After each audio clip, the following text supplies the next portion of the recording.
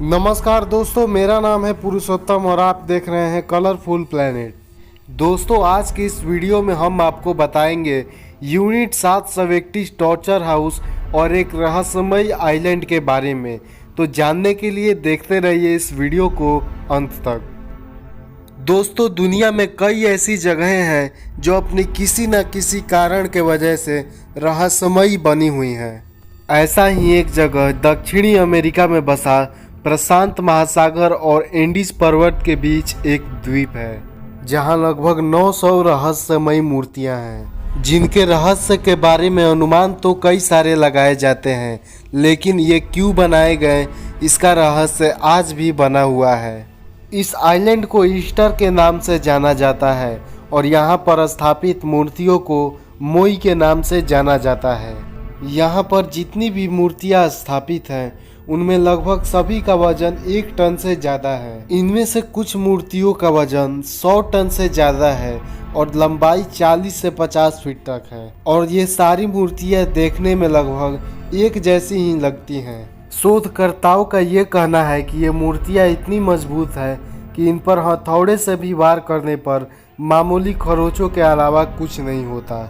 इस आइलैंड पर इन मूर्तियों का रहस्य इसलिए भी बना हुआ है क्योंकि इस आइलैंड पर दूर दूर तक किसी भी इंसान के रहने के कोई सबूत नहीं पाए गए थे। वर्तमान में भले ही यहाँ पर आने वाले लोगों के लिए कुछ रिजॉर्ट बनाए गए हैं, लेकिन इससे पहले यहाँ पर मानव जीवन के कोई भी सबूत नहीं पाए गए हैं।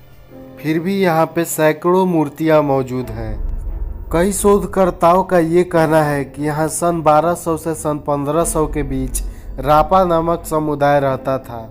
उस समुदाय ने इन मूर्तियों को अपने पूर्वजों के याद में बनाया था। बाद में भयंकर सुनामी आने के बाद वो इस आइलैंड को छोड़ के चले गए, लेकिन इस बात के भी अभी पर्याप्त सबूत नहीं मिल पाए हैं।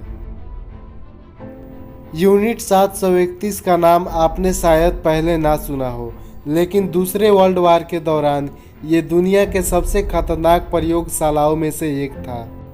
असल में ये जापान की सेना द्वारा बनाया गया एक टॉर्चर हाउस था, जिसे दुनिया के सबसे खतरनाक टॉर्चर हाउसेस में से एक माना जाता है।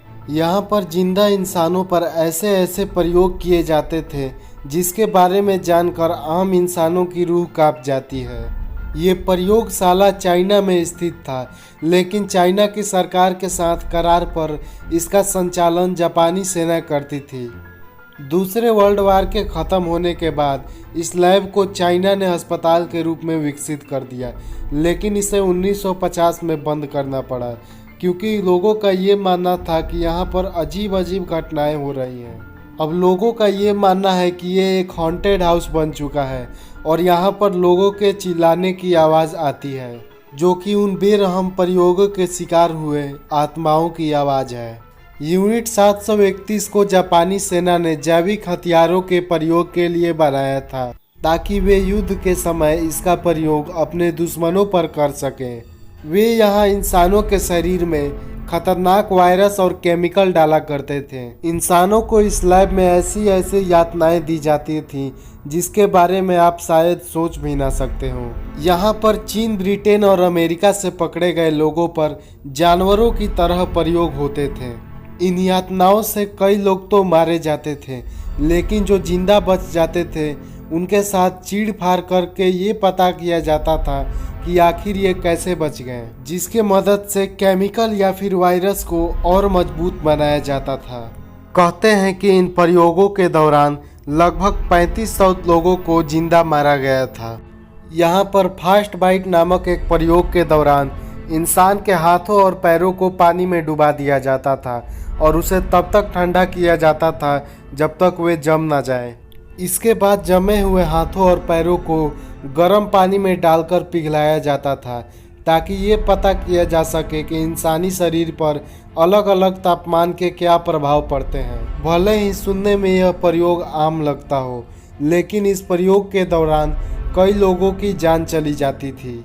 जो लोग इस प्रयोग के दौरान बच जाते थे उन्हें गर्म पानी में डालकर इसलिए मार दिया जाता था ताकि वे बाहर जाके इन सारी प्रयोगों की पोल ना खोल सकें। टॉर्चर हाउस में एक प्रयोग के दौरान जिंदा इंसानों पर कई सारी चींटियां छोड़ी जाती थी और उनके हाथ पैरों को बांध दिया जाता था, जिससे वहां के वैज्ञानिक इंसानों के सहने की क्षमता को जान पाते थे।